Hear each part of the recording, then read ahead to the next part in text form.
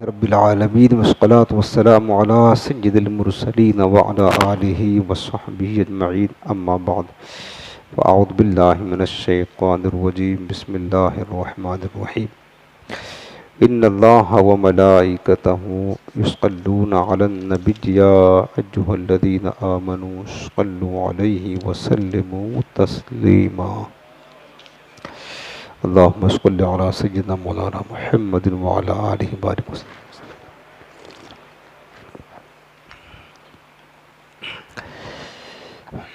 مشکوٰۃ المصابیح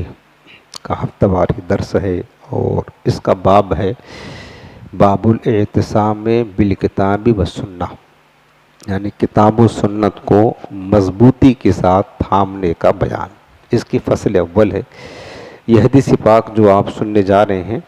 حضرت عبداللہ بن مسعود رضی اللہ تعالی عنہ سے روایت ہے۔ وہ کہتے ہیں کہ قال رسول اللہ صلی اللہ علیہ وسلم ما من نبی بعثہ اللہ فی امتہ قبلی الا کان لہ فی امتہ حواریون واصحاب یاخذون بسنتہ ویقتدون بامرہ۔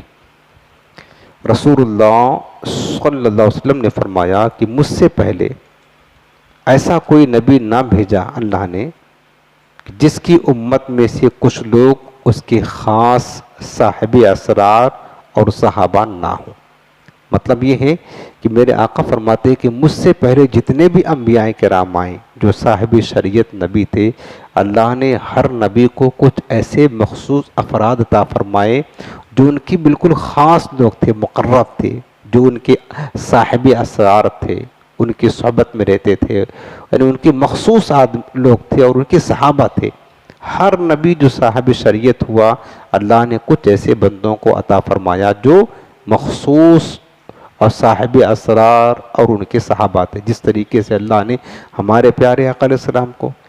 ایسے صحابہ عطا فرمائے جو سرکار کے بہت خاص لوگ تھے، جیسے خلفاء راشدین دیکھ لیں آپ، صاحب اسرار تھے، حضور کے راز اور بھید کو جاننے والے تھے، وفادار تھے، جانثار تھے۔ ویسے تو ہمارے آقا کے تمام صحابہ وفادار جانثار تھے، لیکن ان اصحاب رسول میں سے بعض صحابہ جو وہ تھے جو بہت زیادہ حضور کے مقرب تھے، جو حضور کے راز کو بھی جانتے تھے، صاحب اسرار، وہ چند افراد تھے، خلفاء راشدین وغیرہ۔ تو ہمارے آقا فرماتے ہیں کہ اسی طرح اللہ نے پچھلی امتوں میں جتنے بھی نبی بھیجے ہیں، ہر نبی کو اللہ تعالیٰ نے کچھ حواری کہتے ہیں خاص لوگوں کو اللہ نے عطا کیا، وہ اصحاب اور کچھ صحابہ عطا کیا، یاخذون بسنتہ جو ان کی سنت کو اختیار کرتے، ویقتدون بامرہ اور ان کے احکام کی پیروی کرتے تھے۔ ہر نبی کے صاحب شریعت نبی کے ایسے صحابہ تھے جو اپنے نبی کی سنت کو بھی اپناتے تھے اور ان کے احکام کی پیروی بھی کرتے تھے اور ان کی خدمت بھی کیا کرتے تھے۔ پھر سرکار فرماتے ثم انہا تخلف من بعدہم خلوف یقولون ما لا یفعلون ویفعلون ما لا یؤمرون۔ پھر میرے آقا فرماتے ہیں کہ پھر ان کے بعد یعنی جو مخلص صحابہ تھے جو اپنے نبی کی سنت کو اپناتے تھے، ان کے گزر جانے کے بعد کچھ ناخلف لوگ پیدا ہوئے۔ انہا تخلف من بعدہم خلوف، کچھ ناخلف نالائق قسم کے لوگ پیدا ہوئے جو یقولون ما لا یفعلون، وہ بات کہتے تھے جو کرتے نہ تھے۔ یعنی حکم تو لوگوں کو دیتے تھے کہ تم یہ عمل کرو، یہ عبادت کرو، خود نہ کرتے تھے۔ وَيَفْعَلُونَ مَا لَا يُؤْمَرُونَ، اور وہ کام کرتے تھے جن کا انہیں حکم نہیں دیا گیا تھا۔ یعنی انہوں نے بالکل جو ہے نا ناخلف اس طرح ہوئے کہ وہ کہتے کچھ تھے کرتے کچھ تھے، اور وہ کام کرتے تھے جن کا اللہ نے ان کو حکم نہیں دیا تھا۔ اس طریقے سے جیسے کہ ہمارے قرآن میں بھی ہے یا ایھا الذین آمنوا لما تقولون ما لا تفعلون، اے ایمان والو تم وہ بات کیوں کہتے ہو جو کرتے نہیں ہو، تو یہ اللہ کو پسند نہیں ہے۔ تو ہمارے سرکار فرماتے ہیں کہ پچھلی امتوں میں بھی ایسے ناخلف لوگ پیدا ہوئے۔ تو اب یہ بیکار قسم کے لوگ تھے کہ تم وہ بات کہو جو خود نہیں کرتے ہو، وہ کام کرتے ہو جس کا تمہیں حکم نہیں دیا گیا تھا، جنہیں گناہوں کا کام کرتے ہیں، برائیاں کا ارتکاب کرتے ہیں۔ تو حضور فرماتے کہ فمن جاہدہم بیدہ، تو جس نے ان سے اپنے ہاتھ سے جہاد کیا، یعنی ان لوگوں سے جہاد کیا اپنے ہاتھ سے، فَهُوَ مُؤْمِنٌ، تو وہ مومن ہے۔ وَمَنْ جاہدہم بلسانی، اور جس نے اپنی زبان سے جہاد کیا، فَهُوَ مُؤْمِنٌ، تو وہ مومن ہے۔ وَمَنْ جاہدہم بقلبہ فَهُوَ مُؤْمِنٌ، اور جس نے دل سے جہاد کیا وہ بھی مومن ہے۔ وَلَيْسَ وَرَاءَ ذَلِكَ مِنَ الْإِيمَانِ حَبَّةُ خَرْدَلٍ، اور فرمایا کہ اس کے علاوہ رائی کے دانے کے برابر بھی ایمان نہیں ہے۔ یعنی اگر دل سے بھی جہاد نہ کرے، نہ زبان سے کرے، نہ ہاتھ سے کرے، نہ دل سے برا جانے، تو سمجھ لینا کہ اس کے دل میں رائی کے دانے کے برابر ایمان نہیں، یعنی ایمان کا کچھ حصہ بچا ہی نہیں ہے۔ اب اس حدیث پاک کی شرح میں جو علماء نے فرمایا ہے کہ دیکھیں، جس طریقے سے پچھلی سرکار نے تو پچھلی انبیاء کرام کے حالات اور ان کی امت کے حالات بتائے، لیکن حضور السلام کی امت کے حالات بھی ایسے رہے۔ صحابہ کرام کی بعض صحابہ کرام کے دور ہی میں جو فتنے اٹھے، ناخلف لوگ پیدا ہوئے، اور آج تک فتنے اٹھے ہیں، بدعمل لوگ، بدعقیدہ لوگ پیدا ہوئے، جو وہ بات کہتے ہیں جو کرتے نہیں ہیں، جو حکم دیا گیا تھا وہ کرتے نہیں ہیں، تو ناخلف لوگ پیدا ہوئے۔ تو اب ہمارے سرکار نے فرمایا کہ جو ان سے جہاد کرے۔ اب جہاد کی 3 صورتیں ہیں، ایک تو ہاتھ سے جہاد کرنا، یہ حکمران کا کام ہے، یعنی اپنی طاقت اور زور سے ان کو برائی پر سزا دینا،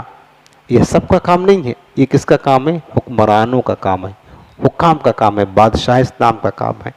بادشاہ اسلام کا کام ہے کہ برائی کو، جیسے حدیث پاک میں ہے کہ من رعا منکم منکرن فلیغیر بیدہ، جو تم میں سے کوئی برائی دیکھے تو اسے چاہیے کہ اپنے ہاتھ سے بدل دے، فَإِن لَمْ يَسْتَطِعْ فَبِلِسَانِهِ، اگر ہاتھ سے طاقت نہ ہو تو زبان سے بدل دے، وَإِن لَمْ يَسْتَطِعْ فَبِقَلْبِهِ، اور اگر زبان سے بھی بولنے کی طاقت نہ ہو برائی کے خلاف تو دل میں برا جانے، وَذَلِكَ أَضْعَفُ الْإِيمَانِ، اور یہ سب سے کمزور درجہ ایمان کا، سمجھ رہے؟ تو اب ہمارے آقا فرماتے ہیں کہ جس نے برائی کو، مطلب اس طریقے سے جو برائی عام ہونے لگے، گناہ عام ہونے لگے، تو حکمرانوں کا کام یہ ہے کہ اپنی طاقت سے، اپنی زور سے جو ہے نا وہ اس برائی کو روکیں، ان سے جہاد کریں، یہ حکمرانوں کا کام ہے۔ دوسرا فرمایا کہ اگر زبان، ہاتھ سے طاقت نہیں ہے تو زبان سے اس کو ختم کیا جائے اگر برائی عام ہو جائے تو، اور یہ زبان سے ختم کرنا یا قلم سے اس کو ختم کرنے کی کوشش کرنا، یہ بھی جہاد ہے، یہ علماء کا کام ہے کہ علماء واعظ و نصیحت کرے، تقریر کرے، اور جو برائی، جو بدعقیدگی، جو بدعملی پھیلی ہے نا اس کے خلاف عالم جہاد بلند کرے، اور کیا کہتے ہیں اس کو مٹانے کی اپنی زبان سے، اپنے قلم سے، اپنی تقاریر سے، اپنے وعد و نصیحت سے حتی الامکان کوشش کرے۔ یہ جہاد فی اللسان ہے، یہ علماء کا کام ہے، علماء اور مشائخ کا طریقہ ہے۔ اور عوام کے لیے کیا ہے؟ عوام تو نہ اپنے مطلب ہاتھ کی طاقت سے روک سکتے ہیں، نہ زبان، نہ ان کے پاس یہ صلاحیت ہے کو زبان سے تقریر کر کے، تو فرمایا کہ جو اپنے دل سے برا جانے، اپنے دل سے جہاد کرنا ہے کہ عوام کا کام یہ ہے کہ اس برائی کو، اس گناہ کو، اس نافرمانی کو اپنے دل میں برا جانے اور ان سے بچتے رہیں۔ یہ کمزور درجہ ہے کہ عوام اتنا ہے کہ اگر وہ اس برائی کو دل میں برا جانیں گے تو اس کے قریب نہیں جائیں گے، اس طریقے سے ان کا ایمان بچا رہے گا۔ یہ عوام کا کام ہے کہ اس کو برا جانے، اور اب اگر کوئی، یہ کمزور درجہ ایمان کا ہے، پھر میرے آقا فرماتے ہیں کہ اس کے علاوہ ایمان تو رائی کے دانے کے برابر بھی نہیں ہے۔ اب اگر عوام جو ہے نا برائی کو برا ہی نہیں سمجھ رہی ہے، برائی میں خود گھسی پڑی ہے، نہ ہاتھ سے اس کو مٹا رہی ہے، نہ عوام جو ہے نا زبان سے مٹا رہی ہے، اور نہ دل میں برا جانے بلکہ برائی میں مشغول ہے، تو بتاؤ میرے آقا فرماتے ہیں کہ اگر یہ بھی نہیں ہے، دل میں بھی برا نہیں جانتے ہو، تو تمہارے دل میں رائی کے دانے کے برابر بھی ایمان نہیں ہے، تو پھر اب کیا رہ گیا؟ ایمان کہاں ہے؟ تو گویا کہ ایمان ہی ختم ہو گیا، ایمان ہی ختم ہو گیا کہ اگر دل میں بھی بندہ برا نہیں جانتا ہے تو پھر اب اس کے دل میں رائی کے دانے کے برابر بھی ایمان نہیں ہے۔ لہٰذا میرے عزیزو، ہم جس قدر پر طاقت رکھتے ہیں، اگر ہم برائی کو مٹانے کی طاقت زبان سے رکھتے ہیں تو ہم پر لازم ہے کہ جو صلاحیت طاقت اللہ نے دیا ہے اس کو ہم اس برائی کو زبان سے روکیں، ختم کریں. اور اگر اس کی طاقت نہیں ہے، دل میں برا جان سکتے ہیں، تو ہم دل میں کم سے کم برا جانیں، اس سے بچنے کی کوشش کریں. اس طریقے سے یہ بھی برائی کو ختم کرنے والا شمار کیا جائے گا. اور اگر دل میں بھی برا نہیں جانتے ہیں تو پھر ہمیں اپنے ایمان کا جائزہ لینا چاہیے کہ ہمارے پاس ایمان کا کوئی حصہ باقی نہیں بچا ہے. اگلی حدیث پاک حضرت ابو ہریرہ رضی اللہ عنہ روایت کرتے ہیں، قال رسول اللہ صلی اللہ علیہ وسلم من دعا الی ہدی کان لہ من الاجر مثل اجور من تبعہ لا ینقص ذلک من اجورہم شیئا. رسول اللہ صلی اللہ علیہ وسلم نے فرمایا کہ جس نے ہدایت کی طرف کسی کو بلایا، یعنی کسی نیکی کی دعوت دی، یوں سمجھ لے، من دعا الی الہدی، جس نے ہدایت کی طرف بلایا، تو اب جو ہدایت کی طرف بلانے والا ہے، سرکار فرماتے کان لہ من الاجر، تو اس کو بھی اجر ملے گا. کیسا اجر ملے گا؟ مثل اجور من تبعہم، جن لوگوں نے اس کی ہدایت کی پیروی کی، جن لوگوں نے اس ہدایت کی پیروی کی، تو جتنا ثواب ان کو ملے گا اجر، اس ہدایت دینے والے کو سب کے اجر کے برابر اجر ملے گا. مثلاً آپ کی دعوت دینے سے اگر 1,00,000 نمازی بن گئے، مثال بتا رہا ہوں، چلو 10 نمازی بن گئے نا، آپ نے 10 لوگوں کو دعوت دیا، 10 نمازی بن گئے نا. اب وہ 10 نمازی بنے، 10 لوگ نماز پڑھیں گے تو ان 10 لوگوں کو ثواب ملے گا، اور آپ کو جو ہے نا 10 نمازیوں کا ثواب ملے گا. یہ مطلب ہوا کہ جس نے ہدایت کی طرف بلایا تو اس کو ایسے ہی اجر ملے گا کہ جو لوگ اس ہدایت کی پیروی کریں گے ان تمام لوگوں کے اجر کے برابر اس کو تنہا اجر ملے گا. اور پھر میرے آقا فرماتے کہ لا ینقص ذلک من اجورہم شیئا، ان لوگوں کی جو پیروی کر رہے ہیں ان لوگوں کے اجر و ثواب میں کچھ بھی کمی نہ ہوگی. جیسے ایک مثال، 10 لوگوں کو آپ نے نماز بنا دیا تو ہر بندہ نماز پڑھے گا تو اس کو اپنی نماز کا ثواب ملے گا،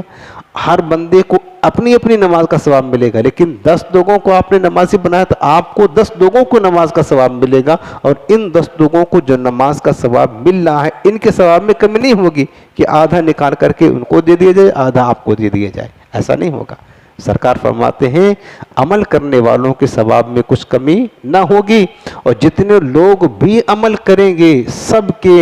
اجر اور ثواب کے برابر اس دعوت دینے والے کو تنہا اجر و ثواب ملے گا. جیسے حدیث پاک میں الدال علی الخیر کفاعلہ، میرے آقا فرماتے ہیں کہ بھلائی پر کی بات بتانے والا بھلائی کرنے والے کی طرح ہے. پیارے، بھلائی کرنے والے کی طرح. اس لیے میں آپ کو کہتا رہتا ہوں کہ آپ جو ہے نا دعوت دین کے کچھ نہ کچھ کام ضرور کیا کریں. مثلا ایک مثال آپ کو کہتا ہوں کہ آپ خود آتے ہیں، اپنے دوستوں کو دعوت دے دیا کریں. پیارے، ہمیں نہیں پتا، ہمارا کام صرف اتنا ہی ہے، دعوت دینا، دلوں کا موڑنا، لوگوں کو یہاں تک بیٹھانا لا کر کے سننے کی توفیق دے، یہ سب اللہ کا کام ہے. ہمارا کام صرف دعوت دینا ہے بس.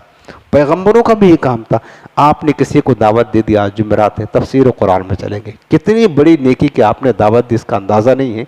آپ کو جب اجر و ثواب قبر میں ملے گا تب آپ کو اس کا احساس ہوگا کتنا بڑا ثواب اور اجر ہے اللہ تعالیٰ کی قرآن کی طرف لوگوں کو بلانے کا. آپ نے کسی کو دعوت دے دیا، وہ آپ کی دعوت سے آ گیا، درس میں بیٹھ گیا، اللہ نے اس کے دل کو موڑ دیا، کوئی بات سن لیا اس کے دل میں لگ گئی، بے نمازی تھا نمازی بن گیا، قرآن نہیں پڑھا تھا اس کے دل میں لگی، اس نے قرآن پڑھنا شروع کر دیا. اب جب تک وہ نماز پڑھے گا آپ نے صرف ایک ہی کام کیا ہے، اس کو ایک بار دعوت دے کر کے بلا لیا بس. جب تک وہ نماز پڑھے گا، جتنی نمازیں پڑھے گا، اس کو سب نمازوں کا ثواب تو ملے گا ہی، آپ کو اس کی تمام نمازوں کا ثواب آپ کو بھی ملے گا چونکہ آپ نے دعوت دیا. میرے آقا کریم یہی فرماتے من دعا الی ہدی،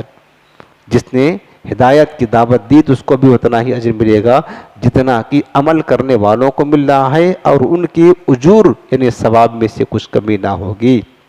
ومن دعا الی ضلالۃ، اور جس نے گمراہی کی طرف بلایا، برائی کی طرف بلایا، تو کان علیہ من الاسم، تو اس پر اس کا گناہ ہوگا، مثل آثام من تبعہ، جن لوگوں نے اس گناہ کی پیروی کی ان تمام لوگوں کے گناہوں کے برابر اس گناہ کی دعوت دینے والے کو گناہ ملے گا. گناہوں کا معاملہ بھی ایسے ہے، کسی کو برائی کی طرف لگا دیا ہے نا، تو جب جن جن لوگوں کو لگایا وہ برائی کریں گے، اگر 100 لوگوں کو آپ نے برائی کی طرف لگا دیا ہے تو 100 لوگ برائی کرے گی، ان کو گناہ کا عذاب تو ملے گا، ان 100 لوگوں کا گناہ آپ کو ملے گا چونکہ آپ نے لگایا ہوا ہے۔ اس لیے میرے عزیزو کبھی برائی کی طرف کسی کو نہ بلانا۔ بعض دوست ہوتے ہیں وہ لے کر کے جاتے ہیں نشے کی طرف، لوگوں کو گناہوں کی طرف لے کر کے جاتے ہیں۔ ہم آج جو فاسق و فاجر دوست ہیں جن کے ساتھ ہماری دوستیاں نیک ہیں، متقی ہیں، پرہیزگار ہیں، کیا ہیں وہ؟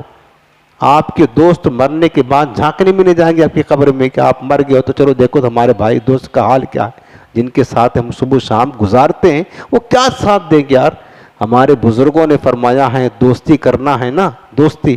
پہلے یہ چیک کر لو، دیکھ لو اچھی طرح کہ یہ ہمارا دوست قیامت کے دن ہمارا ہاتھ پکڑ کر کے جنت میں لے کر جائے گا یا نہیں، آخرت میں کام آئے گا کہ نہیں۔ اگر آخرت میں کام آئے گا تو آنکھ بند کر کے دوستی کر لو، اور اگر وہ دوست تمہارا آخرت میں کام نہیں آئے گا تو پھر اس سے دعا سلام رکھنا، دوستی کبھی نہیں کرنا۔ لیکن ہم کر رہے ہیں، اور ہمارے دوست ہیں جو ہم کو گناہوں کی طرف لے کر کے جاتے ہیں، برائیوں کی طرف لے کر کے جاتے ہیں۔ ایسا نہ کریں میرے عزیزوں۔ تو اور پھر میرے آقا فرماتا لا ينقص ذلك من آثامہم شیئا، اور ان کے گناہوں میں سے کچھ بھی کمی نہیں کیا جائے گا، ان کے گناہوں میں سے کچھ کمی نہیں کیا جائے گا۔ تو اس حدیث پاک کے دو نصیحت ہمیں ملتی ہے کہ ہمیشہ خیر کی، بھلائی کی، ہدایت کی، نیکی کی دعوت دے لوگوں کو، ٹھیک ہے نا، ہمیشہ، اور کبھی ہرگز اپنے عمل سے کسی کو گناہ کی طرف لے کر کے مت جانا۔ اگر وہ گناہ کوئی بھی آپ کی گناہ برائی کی طرف لے جانے سے برائی کے راستے پر چل پڑا نا تو ہم مر جائیں گے، اور برائی کرتا رہے گا تو اس کے گناہ کا اثر ہم تک ہمارے قبر میں پہنچے گا، اور یہ ہمارے لیے بہت بڑا خسارہ، بہت بڑا نقصان ہوگا۔ اور کوشش یہ کرے کہ اس دعوت کی برکت سے کہ ہم قبر میں چلے جائیں لیکن ہم اس طرح دعوت لوگوں کو دے کر جائیں، نیکی کے راستے پر لوگوں کو لگا کر جائیں کہ ہم قبر میں بھی جائیں بھی،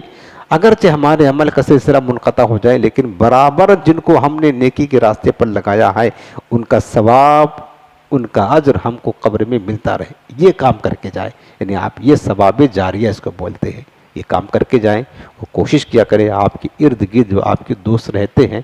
اگر وہ نماز نہیں پڑھتے ہیں تو آپ نماز کی دعوت دیں، جھوٹ بولتے ہیں تو ان کو منع کریں، سمجھائیں، نصیحت کریں، قرآن نہیں پڑھتے ہیں آپ قرآن پڑھنے کی دعوت دیں، درس و بیان میں نہیں آتے علم دین کی محفل میں جہاں پر دلوں کی اصلاح ہوتی ہے آپ ان کو دعوت دیں، اس میں لاپرواہی نہ کرے، سستی نہ کرے، وہ صرف اس لیے کہ اگر بندہ ہمارے کہنے سے سدھر گیا، نیکی کے راستے پر قائم ہو گیا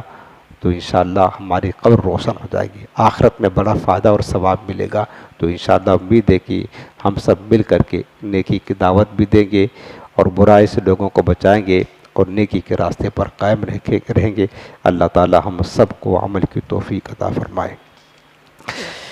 الحمدللہ رب